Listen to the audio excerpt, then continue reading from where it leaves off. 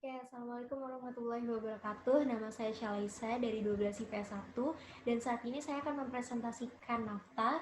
Tapi sebelumnya saya mohon maaf apabila akan terdapat banyak kesalahan karena saya mengambil dari sumber salah satu skripsi Universitas Indonesia dan saya menafsirkannya sesuai kapasitas otak saya saja.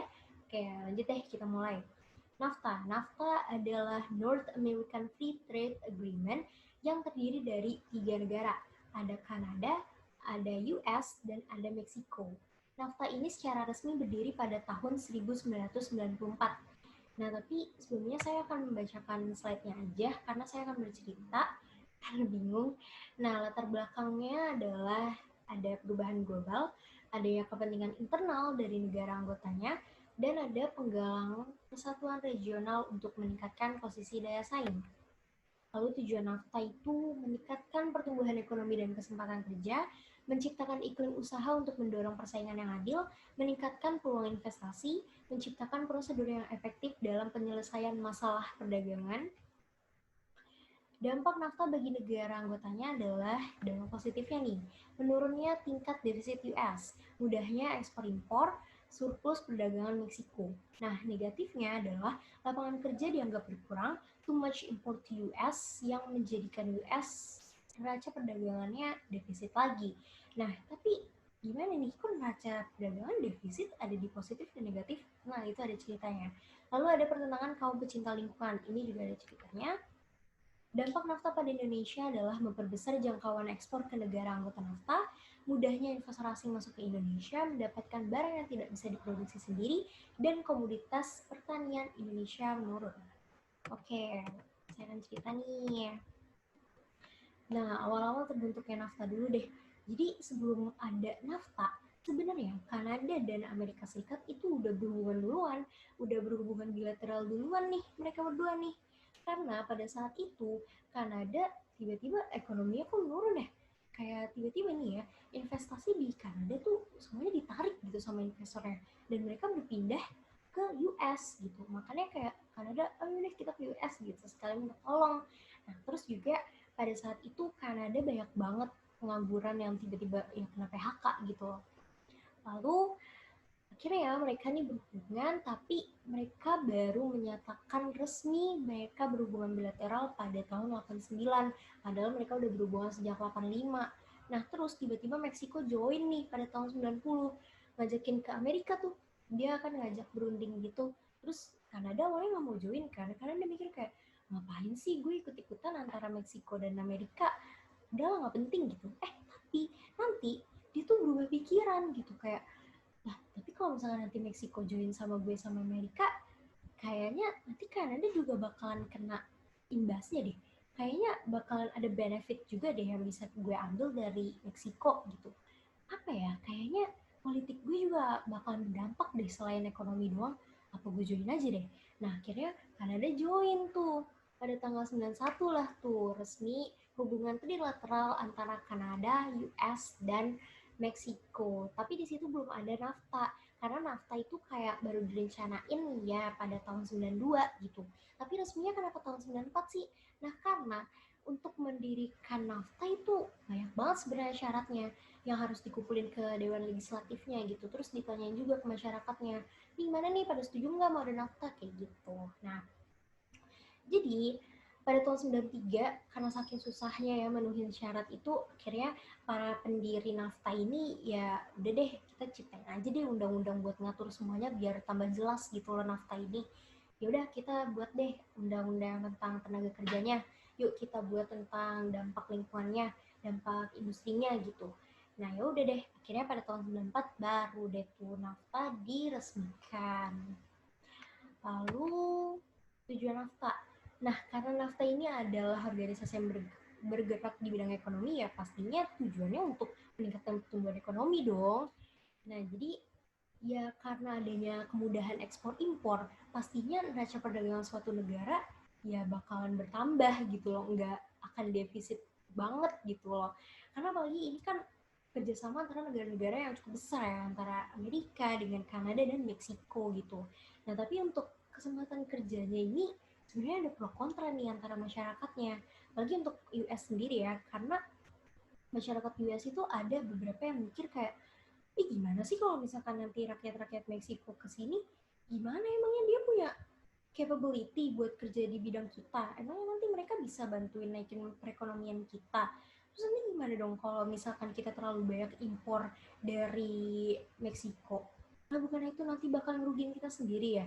Tapi di lain sisi, ada juga masyarakat yang mikir kayak, wah bagus nih, mungkin nanti ada dari mereka yang punya sesuatu tapi kita nggak punya gitu, kita bisa memanfaatkan itu, terus juga kita bisa membeli beberapa bahan yang mungkin setengah jadi atau bahan untuk memproduksi sesuatu, terus kita ngolah sendiri, terus kita jual deh itu yang lebih mahal, kan itu bisa menguntungkan kita juga. Akhirnya ya masyarakatnya pada setuju juga sih pembentukan NAFTA. Jadi kayak udah biarin aja gitu yang ribut-ribut karena nggak kebukti juga kan omongan mereka. Terus menciptakan iklim usaha untuk mendorong persaingan yang adil, ya persaingan adil ya makanya mereka kerjasama gitu biar nggak ada bentrok-bentrok terus dan menimbulkan masalah sendiri karena ribet kan. Meningkatkan peluang investasi ya itu pasti, tapi ada beberapa juga sih sebenarnya yang nggak bisa dikasih investasi, kayak biasanya sih untuk aspek sosial dan aspek kesehatan itu nggak dikasih investasi deh kayaknya ya, dari apa yang saya baca dan saya mengerti. Nah lalu NAFTA ini mempunyai cara untuk melakukan tujuannya ini, untuk mendapatkan tujuannya dia, yaitu ya menghilangkan adanya bea masuk dan tarif ekspor impor. Ini sangat berguna banget sih menurut saya, karena ketika ada bea masuk itu ya orang-orang males lah gitu loh, ngapain juga sih gue kesana biayanya mahal gitu, ngapain sih gue beli dari sana, mahal itunya pajaknya banyak, mahal cukainya. Nah terus juga ada tarifnya kan, kayak aduh mahal banget nih, kok jadi mahal sih, udah nggak usah lah gitu. Nah NAFTA ini malah menghilangkan itu semua. Ya biasanya sih yang dihilangkan itu di bidang tekstil ya, di bidang pertanian, tapi gak semuanya sih. Biasanya kalau pertanian itu yang esensial banget kayak jagung, kayak kacang, terus gula, gula termasuk pertanian. Ya pokoknya gitu. Itu biasanya nggak dikasih tarif yang terlalu murah gitu, atau bahkan tarifnya mungkin diberlakukan gitu ya. Terus, oh ya, mereka juga bisa nih melakukan ya politik anti dumping gitu ya, terserah lu juga sih, terlepas dari lo anggota NAFTA, tapi lu punya kebijakan negara lo sendiri gitu loh. Jadi ya udah, lo kalau mau ngelaksanain politik anti dumping biar negara lo nggak rugi-rugi amat, ya udah nggak apa-apa, it's up to you gitu loh. Terus dampak NAFTA bagi negara anggotanya, nah ini nih, menurunnya tingkat defisit US. Jadi sebelumnya, sebelum ada NAFTA, emang US itu lebih banyak impornya dibandingkan ekspornya.